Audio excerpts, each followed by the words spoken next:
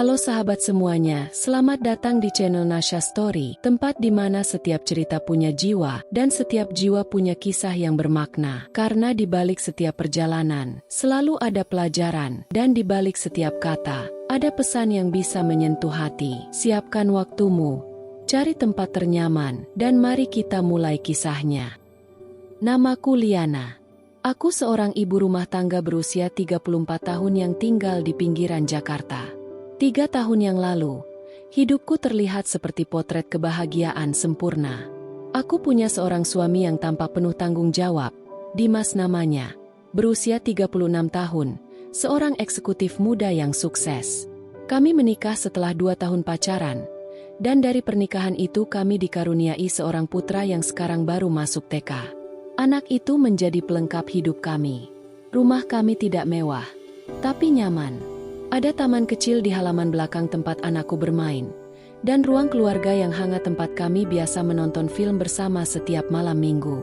Semua orang yang mengenal kami pasti mengira bahwa keluarga kami adalah keluarga impian.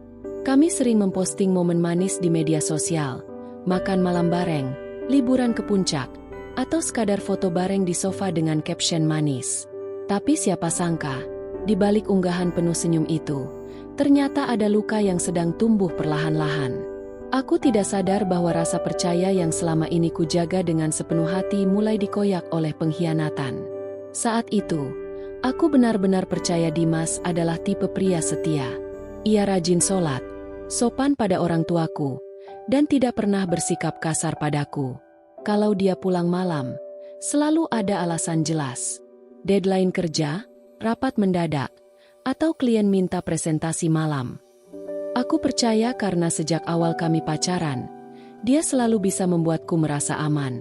Tapi rupanya, rasa aman itu bisa jadi selubung yang sangat menipu. Sampai suatu ketika, entah kenapa aku mulai merasa ada yang berubah. Bukan hal besar, tapi lebih ke hal-hal kecil yang membuatku gelisah. Seperti caranya menaruh HP-nya selalu menghadap ke bawah. Atau bagaimana dia mulai menghindari kontak mata saat bicara. Tapi karena aku tipe istri yang tidak suka menuduh tanpa bukti, aku simpan semua kecurigaanku sendiri. Kupikir, mungkin cuma perasaanku saja yang terlalu sensitif. Sayangnya, perasaan seorang istri jarang salah. Dimas memang sering dinas luar kota bahkan luar negeri karena posisinya sebagai manajer pemasaran di sebuah perusahaan multinasional. Aku mengerti. Dan selama ini aku selalu mengalah. Aku tahu, tidak semua istri bisa beruntung punya suami dengan penghasilan stabil, pekerjaan bergengsi, dan jaringan luas. Tapi pekerjaan itu juga yang menjadi dalih utama ketika dia mulai jarang menghabiskan waktu di rumah. Dulu, dia selalu berusaha pulang tepat waktu kalau tidak ada hal penting. Kami punya rutinitas malam, makan malam bersama, membacakan cerita untuk anak, dan berbincang soal rencana masa depan. Namun, belakangan rutinitas itu mulai menghilang. Dia lebih sering pulang larut malam atau bahkan tidak pulang sama sekali. Katanya harus menginap karena penerbangan terlalu pagi atau terlalu malam. Anehnya, dia tak pernah lupa pamit dan selalu pamit dengan kalimat yang manis. Tapi hatiku tetap merasa ada yang janggal. Aku mulai menyadari betapa seringnya Dimas keluar negeri, bahkan lebih sering dari biasanya. Ada saja alasan dinas baru, workshop ini, seminar itu. Aku sempat heran, karena biasanya perjalanan luar negeri hanya sesekali dalam 1 tahun. Tapi ini bisa sampai 3 kali dalam 2 bulan. Ketika aku tanya, dia bilang perusahaannya sedang ekspansi besar-besaran. Sebagai istri, aku memilih untuk percaya. Aku tak ingin menjadi istri posesif yang meragukan suaminya hanya karena dia sukses. Aku tahu perasaan curiga bisa merusak rumah tangga. Tapi tetap saja, ada sisi dari dalam diriku yang merasa tidak tenang. Setiap kali Dimas pergi, aku seperti kehilangan sebagian dari diriku. Bukan hanya karena fisiknya tidak ada, tapi karena hatinya terasa semakin jauh. Dan aku baru tahu, ternyata memang benar, hatinya memang sudah tidak di sini lagi. Semuanya terbongkar karena satu hal yang sangat sepele, Instagram. Suatu malam, aku sedang membuka akun Instagram pribadiku dan secara tidak sengaja melihat tag Dari akun teman lamanya Dimas, seorang rekan kerja yang dulu pernah kami ajak makan malam. Dia mengunggah foto acara kantor di Bali, sebuah outing kantor tahunan.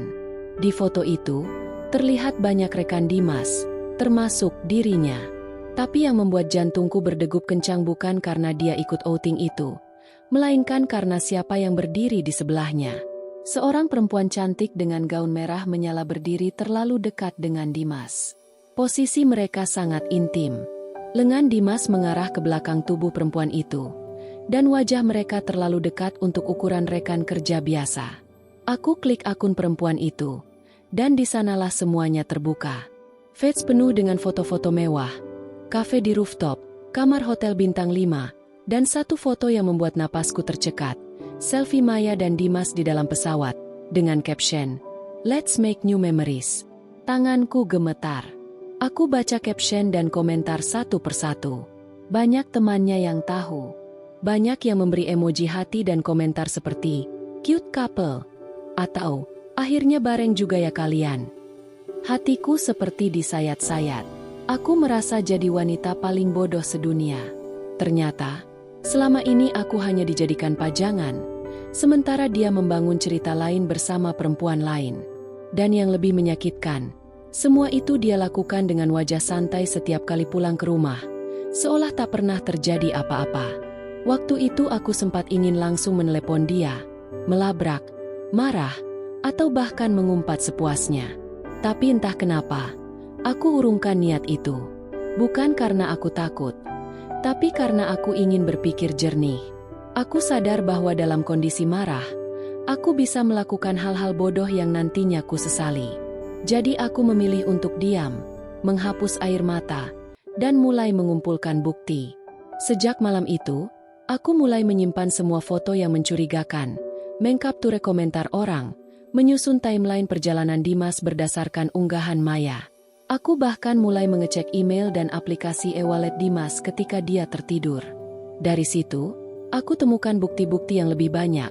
Bukti booking hotel atas 2 nama, pembayaran tiket pesawat berdua, dan riwayat transaksi restoran mahal. Setiap kali aku mendapat bukti baru, rasanya seperti dihantam palu di dada. Tapi aku tetap diam.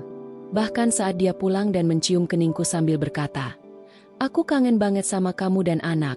Aku hanya tersenyum tipis. Dalam hatiku, aku mulai merencanakan. Ini bukan soal membalas dendam.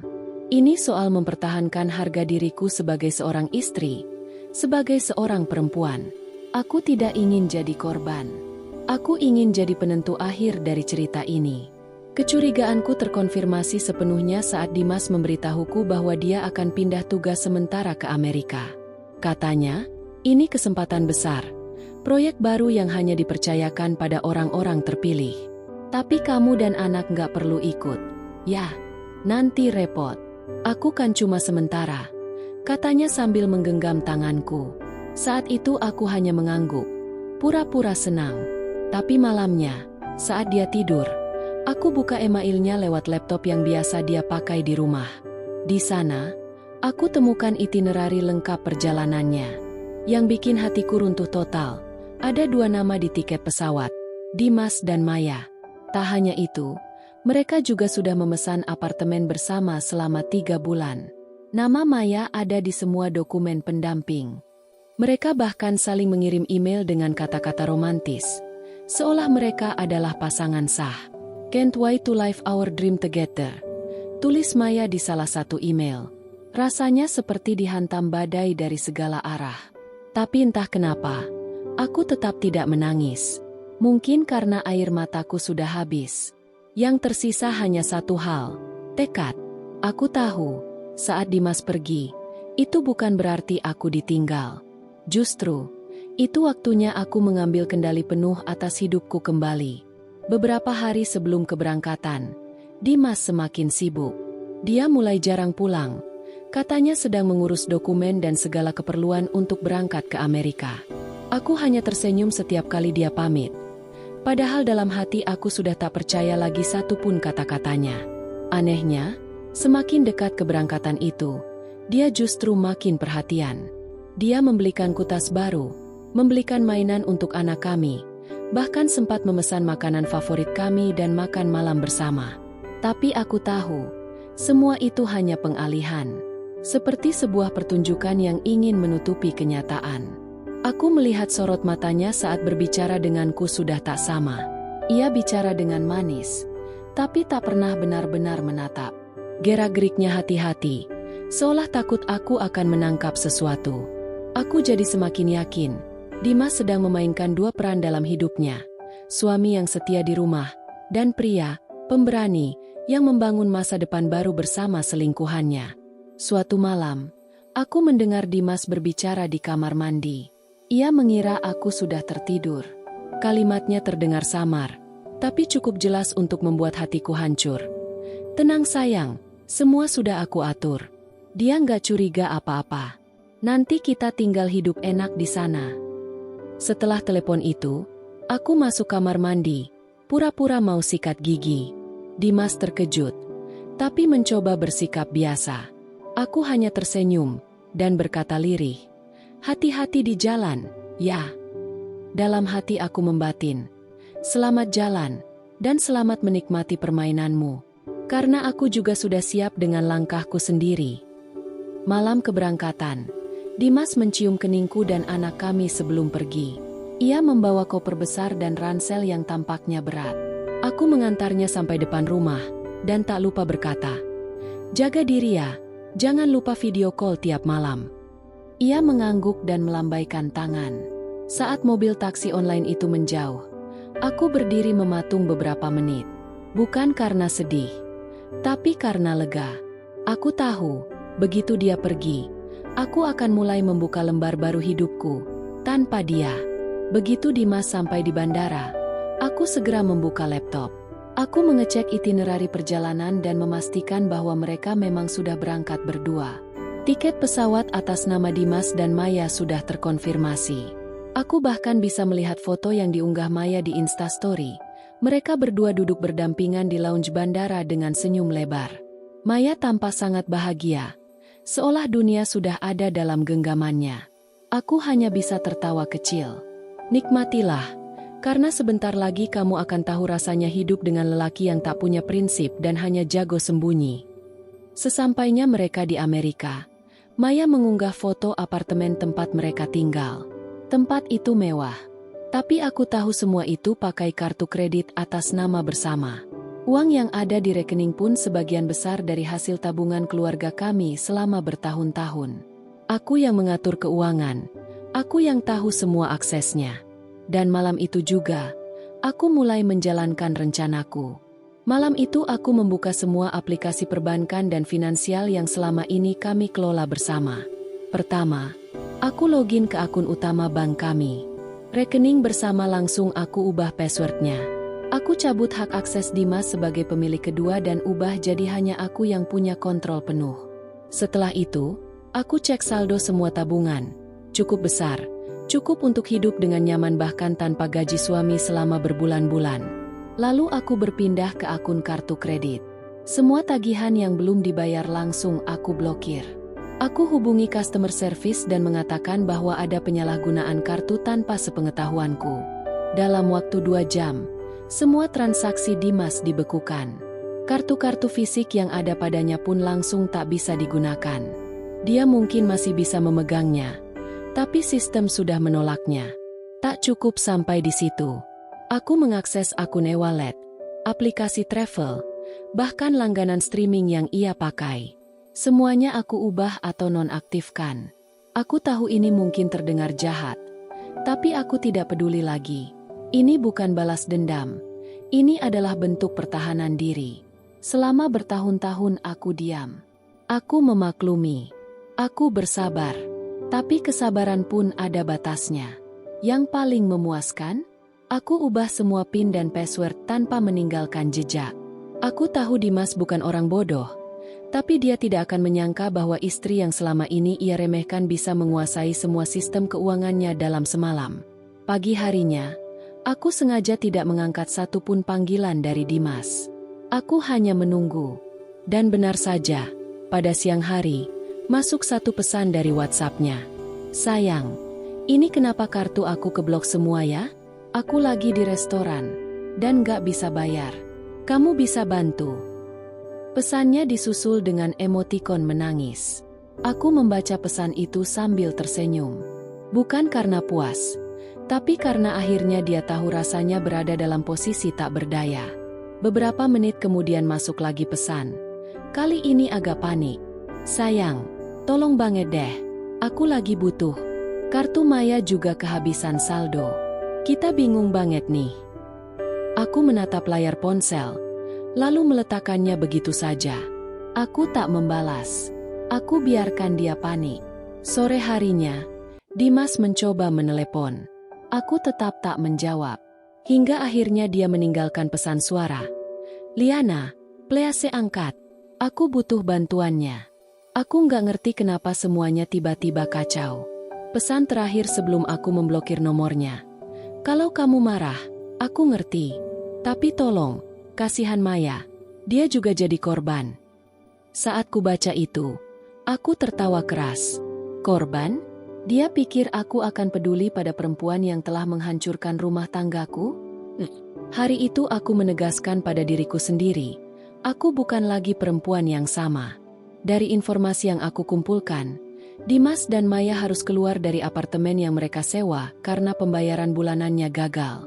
Maya, yang sebelumnya terlihat glamor di media sosial, mulai berhenti mengunggah apapun. Beberapa hari kemudian, aku dapat kabar dari salah satu kenalan Dimas di kantor. Maya sudah pulang ke Indonesia.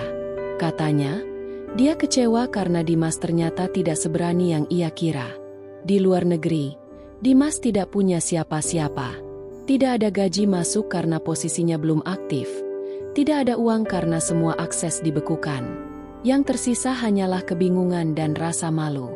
Aku bisa membayangkan bagaimana rasanya jadi Dimas saat itu. Lelaki yang dulu merasa paling punya kuasa, kini tak bisa membayar makanan atau sewa tempat tinggal. Maya meninggalkannya dalam keadaan bangkrut dan sendirian. Dunia yang ia bangun di atas kebohongan akhirnya runtuh dengan sendirinya. Beberapa hari kemudian, Dimas pulang ke Indonesia. Tidak ada kabar, tidak ada permisi. Tiba-tiba saja dia muncul di depan rumah dengan wajah lusuh, mata cekung, dan koper yang sudah terlihat kusam. Ia mengetuk pintu, dan saat kubuka, dia berdiri diam. "Liana, aku pulang," katanya pelan. Aku menatapnya tanpa ekspresi. Dalam hatiku, aku tahu ini bukan akhir. Ini justru baru permulaan. Saat melihat Dimas berdiri di depan pintu, jujur saja, aku tak langsung merasa puas atau menang. Tidak ada perasaan bangga bisa menghancurkan dia seperti yang dia lakukan padaku. Yang ada justru rasa hampa. Selama ini aku membayangkan berbagai macam skenario bagaimana jika dia kembali. Marah, menangis, minta maaf, atau mungkin bersikap sok tidak bersalah. Tapi yang datang adalah Dimas versi baru. Lelah, lusuh, seperti manusia yang baru saja kehilangan segalanya. Dia berdiri lama di ambang pintu, menunduk, seperti menanti keputusan apakah aku akan menerimanya kembali atau mengusirnya dari hidup kami. Aku menghela napas, membiarkannya masuk. Bukan karena aku kasihan, tapi karena aku ingin dia tahu langsung bahwa rumah ini sudah bukan lagi miliknya.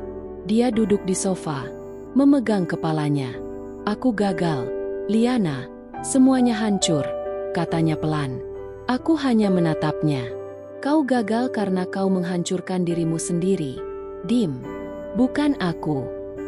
Ia menatapku, kali ini dengan mata berkaca-kaca. Tapi aku sudah tak tersentuh lagi oleh air matanya. Dulu, mungkin aku akan luluh. Tapi sekarang, aku sudah selesai jadi istri yang hanya tahu memaafkan dan menutup mata demi menjaga nama baik rumah tangga. Kami berbicara lama sore itu. Dimas bercerita bagaimana Maya meninggalkannya saat tahu semua asetnya tak bisa digunakan. Katanya, Maya marah karena merasa ditipu, dan meninggalkan Dimas begitu saja di kota asing. Ia pun tak bisa mengakses rekening. Kartu kredit ditolak di mana-mana, dan akhirnya meminjam uang dari seorang kenalan lama agar bisa pulang. Aku mendengarkan semuanya tanpa menyela. Biarkan dia menumpahkan rasa malunya. Biarkan dia tahu bahwa rumah yang dulu dia tinggalkan ini tak akan pernah lagi jadi tempat pulangnya. Setelah Dimas selesai bercerita, suasana rumah jadi sunyi. Anak kami sedang tidur siang, jadi hanya ada kami berdua di ruang tamu itu. Dimas menghela napas panjang dan berkata, "Aku menyesal. Aku bodoh. Aku terbuai dunia maya, pujian, dan wanita yang ternyata cuma mau hartaku. Aku tahu aku sudah keterlaluan. Tapi, maukah kamu memberiku kesempatan kedua?" Aku menatapnya, mencoba mencari sisa-sisa cinta yang mungkin masih ada di dalam hatiku. Tapi yang kutemukan hanya luka yang sudah terlalu dalam.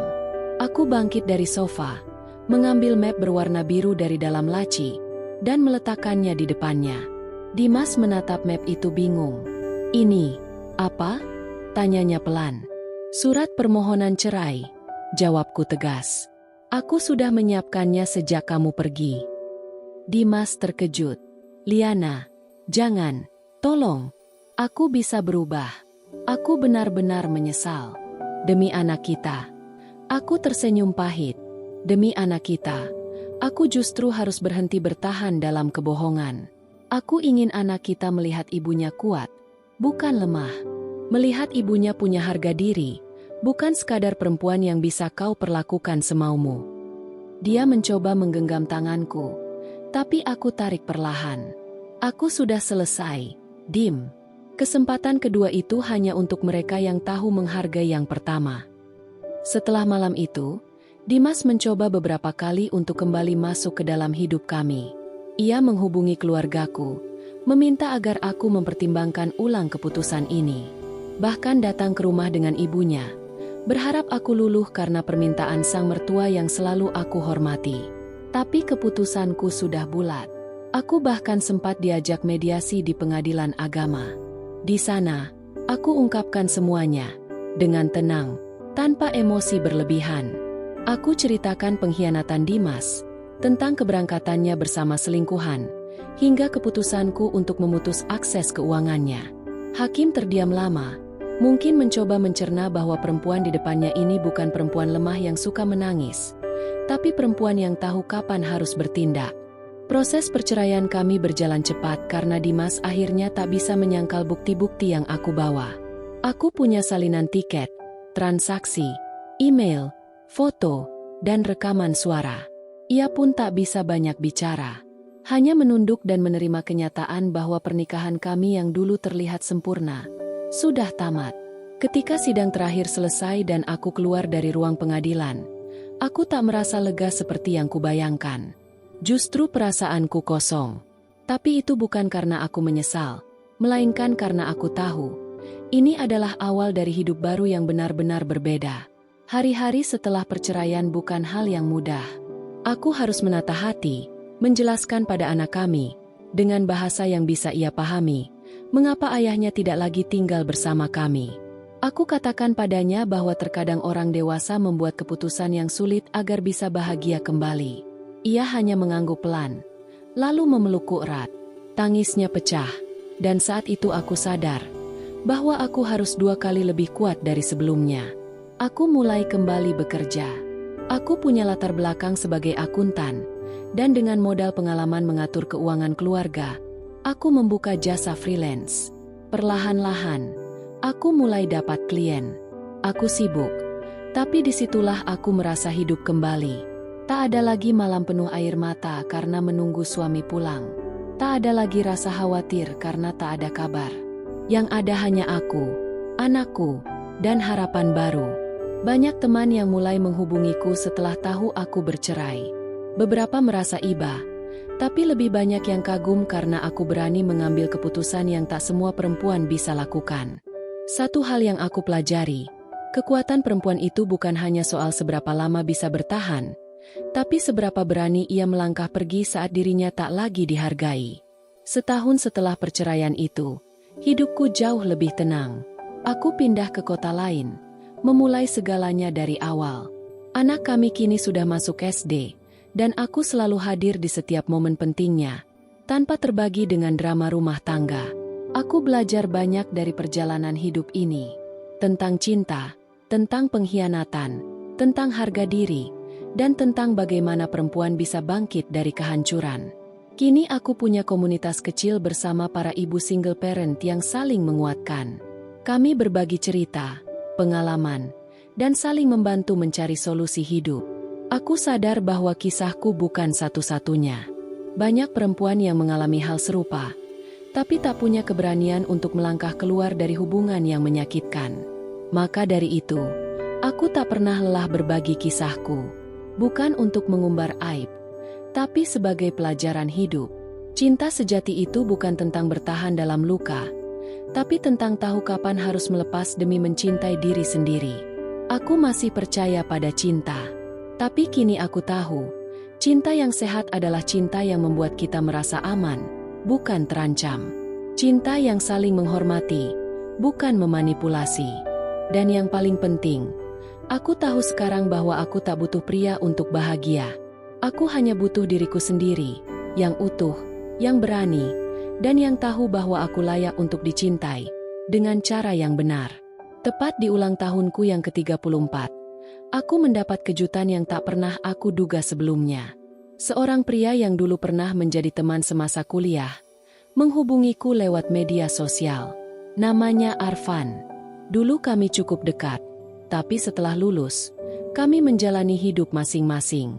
Dia menjadi arsitek dan merantau keluar kota, sementara aku fokus membangun rumah tangga.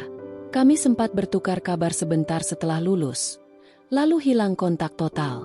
Pesannya sederhana, "Liana, ini Arfan. Aku lihat kisahmu di salah satu komunitas. Kamu luar biasa. Kalau kamu berkenan, aku ingin mengajakmu ngopi sebagai teman lama." Awalnya aku ragu. Aku belum siap memulai hubungan apapun. Tapi karena dia menekankan kata, "teman lama," aku pikir tak ada salahnya. Kami bertemu di sebuah kafe kecil. Arfan masih sama seperti dulu, hangat, tenang, dan punya senyum yang menenangkan. Tapi kali ini ada sesuatu yang berbeda. Tatapannya lebih dewasa, pembawaannya lebih bijak. Obrolan kami mengalir begitu saja. Ia bercerita tentang kegagalannya membangun bisnis, tentang patah hati yang pernah ia alami, dan betapa ia kini memilih hidup yang lebih sederhana. Aku juga terbuka. Kuceritakan masa-masa sulitku, dari mulai pengkhianatan Dimas sampai perjuangan membesarkan anak sendirian. Anehnya, tidak ada rasa malu ketika menceritakan itu semua. Di depan Arfan, aku merasa dimengerti. Pertemuan itu berlanjut jadi pertemuan-pertemuan berikutnya. Kami tak pernah membicarakan cinta, apalagi masa depan. Tapi setiap pertemuan dengannya seperti mengisi ulang energiku. Dia tidak mencoba jadi penyelamat. Dia hanya hadir sebagai seseorang yang menghargai dan mendengarkan. Dan buatku, itu lebih dari cukup. Seiring berjalannya waktu, hubungan kami berkembang. Arfan mulai dekat dengan anakku. Ia tak mencoba mengambil peran sebagai ayah pengganti, tapi ia selalu ada saat dibutuhkan. Mengantar sekolah, bermain di taman, mendampingi saat sakit. Anak kecil itu mulai menyebut namanya di antara doa-doanya. Dan di sanalah aku mulai menyadari bahwa Arfan bukan hanya bagian dari masa lalu, tapi juga bisa jadi bagian dari masa depan. Aku sempat bertanya pada diriku sendiri, apakah aku siap membuka hati lagi? Luka yang ditinggalkan Dimas memang sudah tidak menganga, tapi bekasnya masih jelas. Tapi Arfan tak pernah memaksaku menjawab. Ia hanya berjalan berdampingan, seolah berkata, "Tak perlu buru-buru. Aku di sini." Pada suatu malam yang tenang, kami duduk di balkon rumahku sambil menyeruput teh hangat. Dia menatapku dan berkata, "Liana, aku nggak minta kamu jadi milikku sekarang.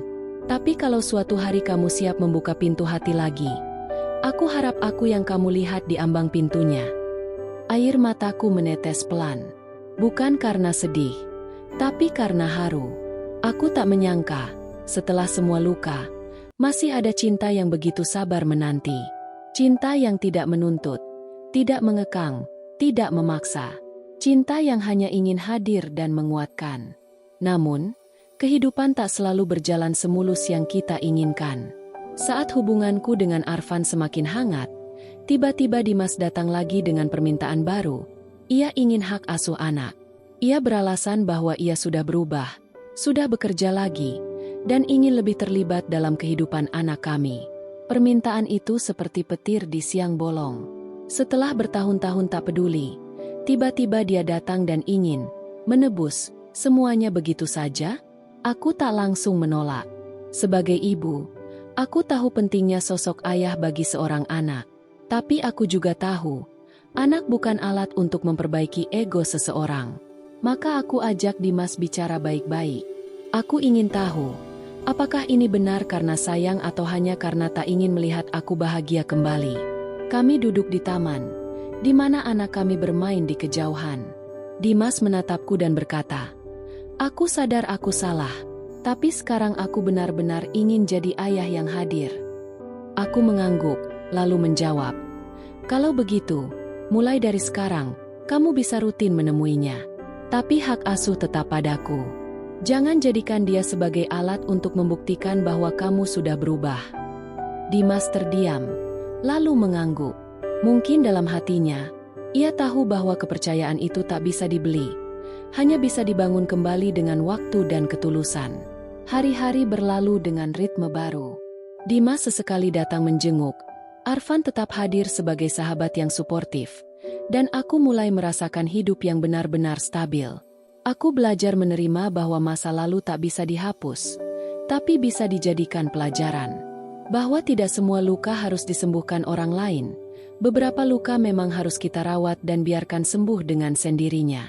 Aku menulis kisah hidupku di blog, lalu membagikannya di komunitas-komunitas perempuan. Tak kusangka, banyak yang menghubungiku. Ada yang menangis, ada yang merasa terinspirasi, ada yang akhirnya berani mengakhiri hubungan toksik karena merasa ditemani. Dari situ aku sadar, mungkin memang ini alasan aku harus melalui semua ini, agar aku bisa menjadi cahaya kecil bagi mereka yang masih terjebak dalam gelapnya ketakutan. Dan di tengah semua kesibukan itu, aku menemukan diriku yang baru, lebih dewasa, lebih kuat, dan lebih mencintai diri sendiri. Aku tak lagi berusaha menjadi istri sempurna, atau perempuan yang harus kuat demi orang lain. Aku cukup menjadi Liana, perempuan yang tahu bahwa kebahagiaan sejati datang bukan dari orang lain, tapi dari keputusan untuk berdamai dengan diri sendiri. Pada suatu sore, saat aku dan anakku sedang berjalan pulang dari taman, ia bertanya dengan polos, "Bunda, kenapa Bunda nggak sedih lagi?" Pertanyaan itu sederhana, tapi menyentuh begitu dalam. Aku tersenyum dan memeluknya. Karena sekarang Bunda sudah bahagia. Bunda sudah berdamai dengan masa lalu, dan Bunda punya kamu. Anakku hanya mengangguk, lalu melompat kecil sambil tertawa. Dan di momen itu, aku sadar bahwa kebahagiaan tak harus spektakuler. Terkadang, ia hadir dalam bentuk yang sangat sederhana. Pelukan hangat anak, senyuman sahabat, secangkir teh di sore yang tenang. Aku tak tahu bagaimana akhir kisahku nanti. Tapi satu hal yang pasti, aku akan terus menulis bab-bab baru dengan keberanian dan cinta. Entah suatu hari nanti aku akan menikah lagi atau tidak, itu tak terlalu penting. Yang terpenting adalah aku sudah tidak lagi menjadi perempuan yang takut ditinggalkan. Karena aku tahu, aku sudah cukup, sudah utuh, dan siap menjalani hidup dengan kepala tegak dan hati yang penuh harapan. Beberapa bulan setelah momen itu, aku memutuskan untuk melakukan perjalanan kecil bersama anakku. Tujuannya bukan liburan mewah atau destinasi yang viral, tapi sebuah kota kecil di pinggiran Jawa Tengah, tempat aku dulu menghabiskan masa kecilku. Aku ingin menunjukkan pada anakku bahwa hidup tak selalu tentang kemewahan atau modernitas. Hidup adalah tentang menemukan kebahagiaan dalam kesederhanaan. Kami menyusuri jalan-jalan kecil, mampir ke pasar tradisional, menginap di rumah nenek yang dulu sering kujadikan pelarian saat aku bertengkar dengan ibu. Anakku terlihat begitu senang. Ia bermain lumpur, memetik buah jambu dari halaman rumah, dan tertawa bersama anak-anak kampung. Aku duduk di beranda, menatap langit sore yang oranye keemasan. Di sana, aku merasa damai. Tidak ada suara ponsel, tidak ada notifikasi kerja, tidak ada kenangan menyakitkan. Hanya aku, anakku, dan dunia kecil yang seolah membungkus kami dengan kehangatan. Di malam hari, saat anakku tertidur lelap, aku menulis jurnal. Sesuatu yang dulu sering kulakukan, tapi sempat kutinggalkan karena sibuk mengejar validasi dari dunia. Aku menuliskan semua, rasa syukurku, rasa sakitku, kekuatan yang tumbuh perlahan, dan cinta yang kini mulai kutemukan dalam bentuk paling tulus. Bukan dari pria, bukan dari status, tapi dari diriku sendiri. Perjalanan itu mengubahku. Aku sadar bahwa aku tidak perlu membuktikan apapun kepada siapapun. Aku tidak perlu pamer pencapaian atau menunjukkan bahwa aku move on. Aku hanya perlu menjadi diriku yang sekarang, perempuan yang bangkit dari reruntuhan dan membangun ulang hidupnya dengan pelan-pelan, tapi pasti. Setelah kembali dari perjalanan itu, aku semakin fokus pada mimpiku yang lama tertunda, membangun usaha sendiri. Dulu aku punya cita-cita membuka konsultan keuangan khusus untuk ibu rumah tangga. Aku tahu betul, banyak perempuan yang tak berdaya secara finansial karena tidak pernah diajarkan cara mengelola uang. Termasuk aku. Dulu, maka aku mulai dari yang kecil.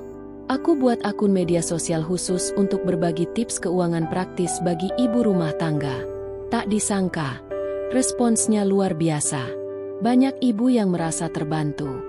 Mereka bilang, "Mbak Liana, baru kali ini saya paham pentingnya mencatat pengeluaran." Atau, "Saya jadi bisa atur uang belanja dan mulai nabung walau sedikit." Dari sana aku buka kelas daring kecil-kecilan. Berawal dari 5 peserta, lalu 10, 20, sampai akhirnya aku berani membentuk komunitas. Arfan, yang sejak awal tahu tentang impianku, selalu mendukung tanpa pernah mengatur. Dia hanya berkata, "Aku bangga padamu, Lan. Kamu bukan cuma bertahan, kamu tumbuh." Kalimat itu begitu berarti bagiku. Karena bertahun-tahun aku merasa kecil, merasa tak cukup. Tapi kini, aku tahu bahwa nilainya perempuan bukan diukur dari siapa suaminya, tapi dari apa yang bisa ia berikan kepada dunia, meski hanya secercah semangat. Di titik ini, aku mulai membuka hatiku lebih lebar. Bukan karena ingin diambil atau dipilih, tapi karena aku ingin berbagi perjalanan dengan seseorang yang mengerti bahwa cinta sejati adalah tentang tumbuh bersama, bukan menyelamatkan. Lalu, suatu malam saat kami berkumpul bersama teman-teman komunitas, Arfan mengajakku berjalan-jalan ke taman yang sepi. Di bawah langit penuh bintang, ia menatapku dalam-dalam dan berkata, "Aku tahu kamu tidak butuh pria untuk bahagia, dan itu justru yang bikin aku makin yakin. Aku ingin bersamamu." Ia mengeluarkan sebuah cincin sederhana, bukan berlian mewah atau emas tebal, tapi cincin kecil dengan ukiran nama anakku dan namaku di sisi dalamnya. Bukan untuk menggantikan siapapun, tapi untuk menjadi pelengkap dalam cerita hidupmu. Kalau kamu mau. Aku terdiam lama, bukan karena ragu, tapi karena hati ini benar-benar merasa siap. Aku tersenyum, dan dengan suara pelan yang nyaris seperti bisikan, aku menjawab, "Iya, aku siap." Bukan karena aku butuh diselamatkan, tapi karena aku ingin berjalan bersama. Itu bukan lamaran ala sinetron. Tidak ada musik romantis. Tidak ada pelayan restoran membawa bunga. Tapi malam itu adalah malam paling tenang, paling jujur, dan paling indah dalam hidupku.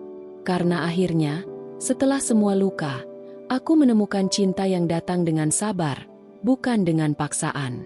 Pernikahan kami sederhana, hanya dihadiri keluarga dan sahabat terdekat. Tak ada gaun mewah, hanya aku dengan kebaya putih dan senyum yang tak bisa lepas dari wajahku. Anak kami menjadi pengiring, memegang buket bunga sambil tertawa malu-malu. Di sana, aku melihat harapan yang dulu sempat kupikir hilang, kembali tumbuh. Setelah menikah, kami tidak langsung hidup baru, yang ideal. Kami tetap manusia biasa. Ada masa-masa sulit, perbedaan pendapat, bahkan lelah mengurus anak dan pekerjaan. Tapi kali ini, bedanya, kami saling mendengarkan. Kami tidak saling menyalahkan. Kami tahu bahwa membangun rumah tangga bukan tentang siapa yang paling benar, tapi siapa yang paling ingin menjaga. Dimas, ia sudah benar-benar pergi dari hidupku. Ia pindah keluar kota, menikah lagi, dan sepertinya belajar dari kesalahan masa lalu. Sesekali ia masih mengirim kabar, terutama soal anak, dan aku membalas secukupnya. Bukan karena masih ada luka, tapi karena aku sudah berdamai. Dan damai, ternyata jauh lebih indah dari dendam. Kini, aku berdiri sebagai seorang ibu, istri, dan perempuan yang tak lagi takut kehilangan. Karena aku tahu, kehilangan bukan akhir dari segalanya.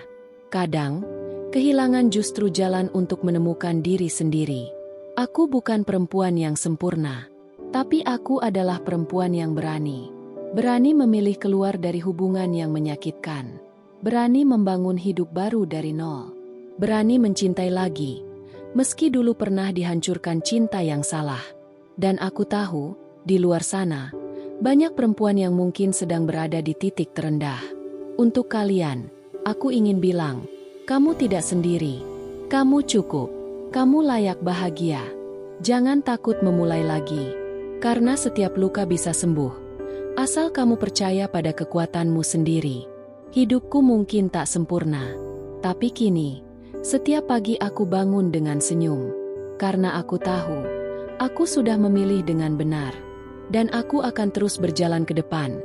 Dengan cinta, harapan, dan keberanian di setiap langkahku.